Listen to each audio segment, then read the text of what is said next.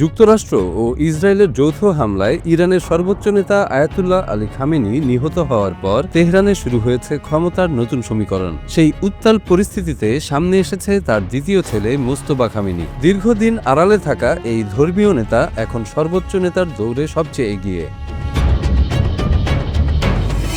ইরানের উপর হামলার প্রথম দিনেই তেহরানে নিহত হন আয়াতুল্লাহ আলী খামেনি। হামলায় তার পরিবারের কয়েকজন সদস্য প্রাণ হারান, তবে সে সময় সেখানে মোস্তফা খামেনি উপস্থিত ছিলেন না। দেশ জুড়ে চলমান তীব্র বোমাবর্ষণের মধ্যেও এখনও তিনি জীবিত এবং রাজনৈতিক অঙ্গনে তার গুরুত্ব বেড়েই চলেছে। যদিও ইরান কর্তৃপক্ষ এখনো আনুষ্ঠানিকভাবে নতুন সর্বোচ্চ নেতার নাম ঘোষণা করেনি, ইসরায়েলি ও পশ্চিমা গণমাধ্যম বলছে মোস্তফা খামেনি এই পদের জন্য যোগ্য প্রার্থী। তিনি ৫৬ বছর বয়সী একজন কট্টরপন্থী ধর্মীয় নেতা এবং দীর্ঘদিন ধরে ক্ষমতার কেন্দ্রের ভেতরে প্রভাব বিস্তার করে আসছেন। মোস্তফা খামেনি কখনো কোনো নির্বাচনে অংশ নেননি বা প্রকাশ্যে কোনো সরকারি পদে ছিলেন না, কিন্তু ২ দশকের বেশি সময় ধরে তিনি ইরানের ক্ষমতার ভেতরের বলয়ে অত্যন্ত প্রভাবশালী ব্যক্তি হিসেবে পরিচিত। বিশেষ করে ইরানের শক্তিশালী সামরিক বাহিনী ইসলামী বিপ্লবী গার্ড কর্পসের সঙ্গে তার গভীর সম্পর্ক রয়েছে। বিশ্লেষকরা মনে করছেন, যদি তিনি ক্ষমতায় আসেন তবে এটি ইরানের কট্টরপন্থী গোষ্ঠীর প্রভাব কতটা শক্তিশালী তার স্পষ্ট ইঙ্গিত দেবে। একই সঙ্গে এটি বোঝাবে যে দেশটির সরকার স্বল্প সময়ের মধ্যে পশ্চিমাদের সঙ্গে কোনো সমঝোতা বা আলোচনা করতে রাজি নয়। তবে মোস্তফা খামেনির সম্ভাব্য উত্থান নিয়েও বিতর্ক কম নয়, কারণ তিনি হুজ্জাত উল ইসলাম অর্থাৎ মাঝারি পর্যায়ের একজন ধর্মীয় নেতা। ইরানের সর্বোচ্চ নেতা হওয়ার জন্য সাধারণত আয়াতুল্লাহ পর্যায়ের ধর্মীয় মর্যাদা প্রয়োজন হয়, যদিও তার বাবা ১৯৮৯ সালে ক্ষমতায় আসার সময়ও এই মর্যাদা পাননি। পরে আইন শিথিল করে তাকে দায়িত্ব দেওয়া হয়।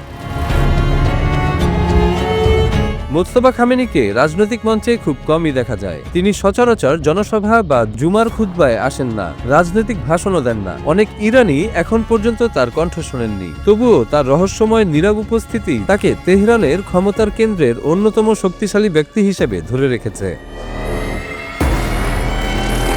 সমালোচকরা অভিযোগ করেছেন, মোস্তফা খামেনি ইরানের বিক্ষোভ দমন কার্যক্রমে গুরুত্বপূর্ণ ভূমিকা রেখেছেন। ২০০৯ সালের বিতর্কিত নির্বাচনের পর শুরু হওয়া সবুজ আন্দোলনের সময় নিরাপত্তা বাহিনী কঠোরভাবে প্রতিবাদ দমন করেছিল। সেই সময় তার নামও জড়িয়েছিল।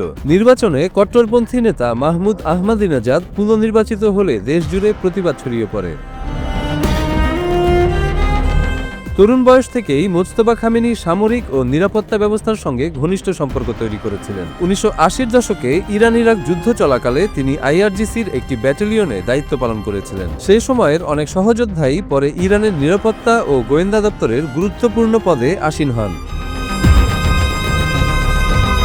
এদিকে ইরানের সংবিধান অনুযায়ী দেশের ৮৮ সদস্যের ধর্মীয় পরিষদ অ্যাসেম্বলি অফ এক্সপার্টস নতুন সর্বোচ্চ নেতা নির্বাচন করে। তবে চলমান যুদ্ধ পরিস্থিতিতে এ পরিষদের কিছু স্থাপনাও হামলার শিকার হয়েছে। ফলে কবে এবং কিভাবে নতুন নেতার ঘোষণা আসবে তা এখনো স্পষ্ট নয়।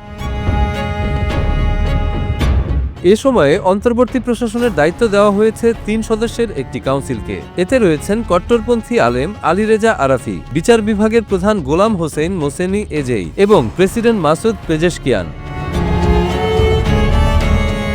যুদ্ধের ধোঁয়া এখনো কাটেনি। আকাশে বোমার গর্জনের মধ্যে তেহরানের ক্ষমতার আড়ালে চলছে কড়াকড়ি হিসাব নিকাশ। যদি মোস্তফা খামেনি শেষ পর্যন্ত সর্বোচ্চ নেতার আসনে বসেন, তবে ইরানের রাজনীতিতে কট্টরপন্থী শক্তির প্রভাব আরও দৃঢ়ভাবে ফুটে উঠবে।